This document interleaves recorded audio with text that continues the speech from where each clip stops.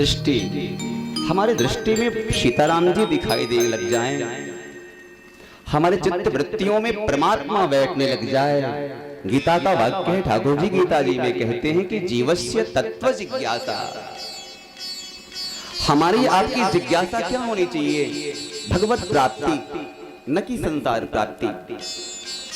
जीव की प्राप्ति क्या है? ईश्वर प्राप्ति। हम संसार में आते हैं, न जाने संसार की इतनी सारी संसारिक वस्तुओं को पाने की चाह रख के बुढ़े हो जाते हैं, बुढ़ापा आ जाती है, दांत टूट जाते हैं, बाल पक जाते हैं, शरीर की इंद्रियां जीर्ण शीर्ण हो जाती हैं। किसी ने पूछा उम्र कितना है? बोले 70। भजन नहीं किया जीवन में? बोले क्या करूं, उम्र तो बीत गई। पर जब मैं 50 वर्ष का था, मुझे एक हरिद्वार के यात्रा में एक संत मिले।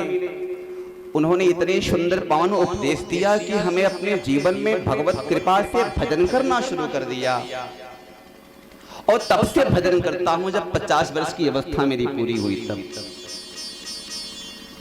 अच्छा, तो भजन आप 50 वर्ष की अवस्था से कर रहे हैं, उम्र आपकी 70 की हो रही है? बोले हाँ। क्यों? बोले जब कृपा ईश्वर की जब उस समय ही आगे हुई मेरे ऊपर, तो क्या करूं? बोले आप 20 वर्ष के हो रहे हो, आपकी जीवन से 50 वर्ष तो बेकार चली गई, आपकी उम्र मात्र 20 वर्ष की हो रही है। हम जब से भजन करते हैं, सत्कर्म करते हैं, वही असली पुण्य का खजाना है, वही असली जीवन जीने की तरीका है। बाकी जीवन बेकार गंवाए हो, वो काउंटिंग लिस्ट में नहीं होती है, धर्म के खजाने में नहीं। मारो काटो छीनो लूटो झपटो, जब शरीर जवान होता है तो बुद्धि गंदी होती है।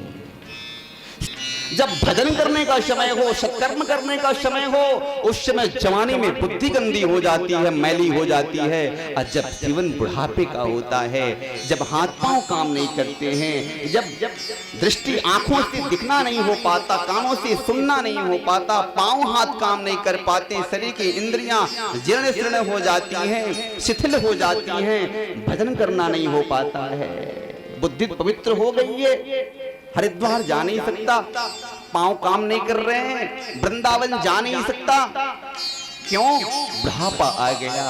ओह काश जवानी आज मेरे जीवन में होती तो पता नहीं कितना धाम और कितना तीर्थ में पदयात्रा करके पूरा कर लिया होता। आज कितनी पछतावा हो रही है कि जीवन मैंने वैसे ही कमा दिया। इसलिए जीवन में जब जवानी होना तभी कथा सुनना, तभी पुण्य करना, तभी तीर्थ करना, बुढ़ापे में नहीं। 50 तल्ला चढ़ना हो बुढ़ापे में तो पूरे शरीर हिल जाएंगे, चढ़ नहीं पाएगा इंसान, हाँफ जाएगा। इसलिए जीवन में कभी भी पुण्य करना हो। ये भक्त ध्रुव ने 5 वर्ष की अवस्था में भगवान को प्राप्त किया। भक्त प्रहलाद ने 12 वर्ष की उम्र में भगवान नरसिंह को साक्षात्कार किया, और भक्त ध्रुव ने 5 वर्ष की उम्र में साक्षात भगवान श्री हरि को मधुवन में प्रकट कर दिया। भगवान के लिए कोई जाति नहीं, कोई उम्र नहीं, कोई विद्या नहीं, कोई वैभव नहीं, कोई सौंदर्य नहीं, कोई वर्ग विशेष नहीं। भगवान के लिए तो एक भक्त का हृदय होनी चाहिए, भगवान के लिए तो भक्त का एक पात्रता होनी चाहिए, एक भक्ति विशेष होनी चाहिए, तो भगवान सहज मिल जाते हैं।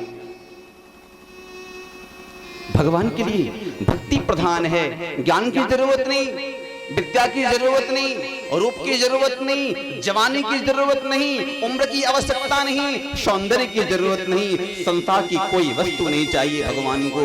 भगवान को तो भाव चाहिए और भक्ति चाहिए। भाव का भूखा हूं मैं,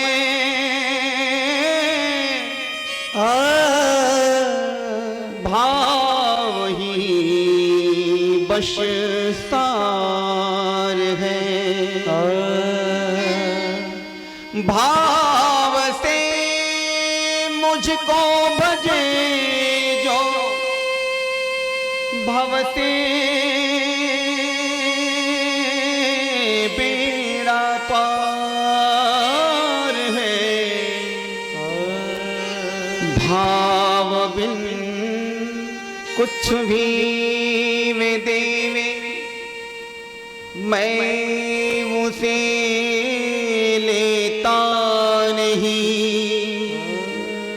भाव से एक पुष्प देवे, वे मुझे स्वीकार है। भाव का भूखा हूं मैं। भगवान को भाव की प्रधानता है, वैभव की नहीं। भाव से ठाकुर जी ने 56 प्रकार के व्यंजन को दुर्योधन के महलों में त्याग दिया, लेकिन चाचा विदुर के झोपड़ी में जाकर के कहा, माई मुझे भूख लगी है, खाने को दो ना।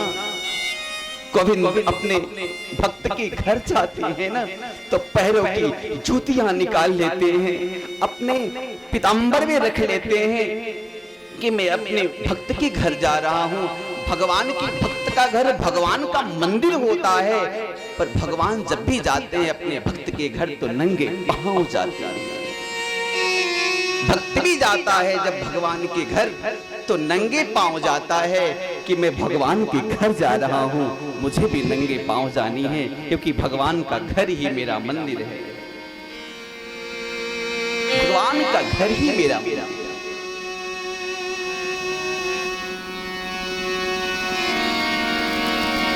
जाके काकी विदुर से कहते हैं, सुन रही हो, फाटक बंद करके भजन करने वाली विदुर जी की पत्नी शोल्भा, भक्ति ऐसा करना चाहिए कि फाटक बंद हो और भगवान चले जाएं, और फाटक पीते हैं, अरे मैं तो आ गया, जरा फाटक तो खोलियो। आपके भजन ने, आपकी भक्ति ने मुझे मेरे सिंहासन को हिला दिया, मुझे विवश कर दिया वहां से लाने के लिए, इसलिए मुझे तो आपके पास आना पड़ा। फाटक तो खोल दो ना। भगवान को आना पड़ जाता है। चाचा विदुर के घर जाते हैं। दुर्योधन विदुर जी को दासी पुत्र कहता है, लेकिन भगवान श्री द्वारिकाधीश काका विदुर कहते हैं, काका और काकी कहते हैं, अपना समझ के अपना बना लेते हैं। कोई राजा का बेटा, कोई राजा मुझे भैया कहे, काका कहे, मैया कहे, दीदी कहे, तो हृदय अपने आप को फूल जाता है कि तो अपना परिवार बना रहा है, अपना बना रहा है, तब मुझे अपनी दर्जा दे के सम्मान कर रहा है। इतनी ऊंची दर्जा दे रहा है। ये भगवान की सज्जनों भक्ति परक जीवन होनी चाहिए। जिसके जीवन में भक्ति है उसके पास वासना नहीं। जिसके पास भक्ति है, प्रपन्नता की भक्ति, आत्म सरेंडर, सहज भक्ति, सरल भक्ति, भक्ति सहज होती है। भक्ति में अहंकार नहीं होता, भक्ति में दुर्वासना तक नहीं होती, भक्ति में कोई कामना तक नहीं होती, और भक्ति में कोई विकृतियां नहीं होती है। भक्ति तो निर्मल, निष्काम, निष्कपट, निरीह, निर्लोभ और निराभिमानी होती है। भक्ति वो होती है। आजकल तो भगवान की भक्ति लोग करते हैं, पर भक्ति में सौदा करते हैं। भैया मैं हाई स्कूल पास हो गई ठाकुर जी, तो आपके मंदिरों में 1000 रुपए के लड्डू की भोग लगाऊंगी। अब पता लगा हाई स्कूल पास तो हुई पर सेकेंड डिवीजन। किसी ने कहा भैया तो ठाकुर जी के मंदिर में शपथ दिए थे कि हम हाई स्कूल पास हो जाएंगे तो 1000 रुपए के लड्डू का भोग लगाएंगे, पास तो हुए। तो काहे को, मैं तो कही थी कि फर्स्ट डिवीजन आने के लिए, और फर्स्ट डिवीजन की जगह में सेकंड डिवीजन आ गई, तो काहे को लड्डू? कैसी लड्डू? नहीं, भगवान से सौदाबाजी। हमारा ज्ञान शून्य है। भगवान को पा लेना ये तो भक्ति और तप, लेकिन भगवान की महिमा को नहीं जानना ये हमारा ज्ञान का अभाव। भक्त ध्रुव ने 5 वर्ष की उम्र में भगवान को साक्षात्कार कर लिया। लेकिन भक्त ध्रुव को भगवान की कथा का ज्ञान नहीं, सत्संग का ज्ञान नहीं था। इसलिए अपने विमाता के पुत्र उत्तम को यक्षों ने मार दिया। उसकी बदला लेने के लिए सैकड़ों हजारों यक्षों को धनुष और बाण लिए भक्त ध्रुव ने वध करना शुरू किया। उनके कुल के महाराज मनु आते, कहते बेटा ये शोभा नहीं देता, तुम भगवान के लाडले और प्यारे हो, तुम्हारे हाथों से यक्षों का वध हो रहा हो, ये शोभा नहीं देता, क्योंकि तुम्हारे पास तो भगवान की प्राप्ति है, तो दुनिया की प्यारे नहीं, तुम भगवान के लाडले प्यारे हो, और तेरे हाथों से यक्षों का वध होना ये शोभा नहीं देता। इसलिए क्योंकि भक्त ध्रुव के जीवन में भगवान की सत्संग की प्राप्ति नहीं हुई थी। तेरी मर्जी का मैं हूँ गुलाम,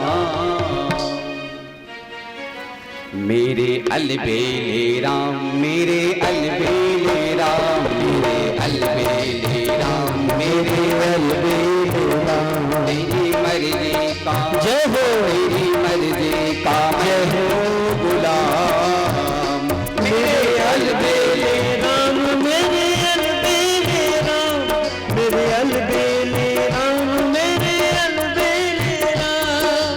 अलबेले राम मेरे अलबेले राम, अलबेले राम मेरे अलबेले राम, अलबेले राम मेरे अलबेले राम, अलबेले राम मेरे अलबेले राम। तेरी मर्जी का जय हो, तेरी मर्जी का जय हो गुलाम, मेरे अलबेले राम, मेरे अलबेले राम, मेरे अलबेले राम, मेरे अलबेले राम।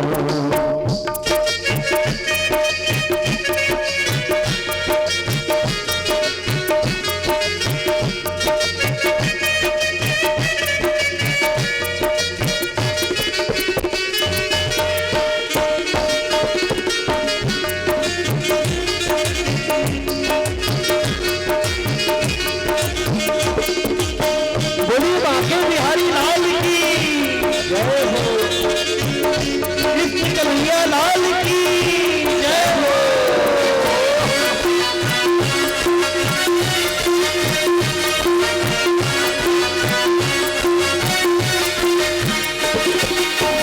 जो भी करा ले मैं तुम पर निछावर, जो भी करा ले मैं तुम पर निछावर, जो भी करा ले मैं तुम पर निछावर, जो भी करा ले मैं तुम पर निछावर। दौलत मेरी तेरे नाम हो, दौलत मेरी तेरे नाम, मेरे अलबेले राम, मेरे अलबेले राम, मेरे अलबेले राम, मेरे अलबेले राम। अलबेले राम मेरे अलबेले श्याम, अलबेले राम मेरे अलबेले श्याम, अलबेले राम मेरे अलबेले श्याम, अलबेले राम मेरे अलबेले श्याम। तेरी मर्जी का जय हो गुलाम, मेरे अलबेले राम, मेरे अलबेले श्याम, मेरे अलबेले राम, मेरे अलबेले श्याम। बोलो बांके बिहारी लाल की जय हो। ऐसे नहीं, दोनों हाथों की तालियां अपने हाथ ऊपर करिए सभी लोग, दोनों हाथों से मीठी मीठी तालियां जय हो। बोलिए बांके बिहारी लाल की जय हो, कृष्ण कन्हैया लाल की जय हो।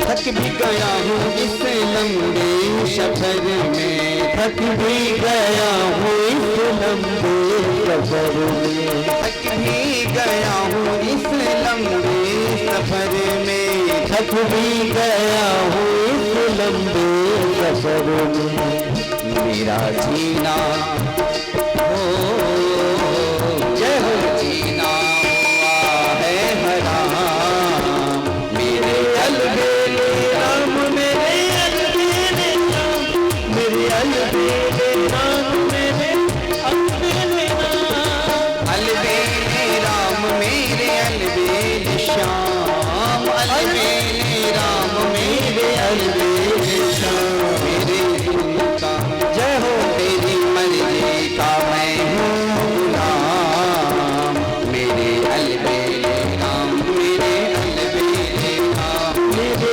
अलबेले राम मेरे अलबेले राम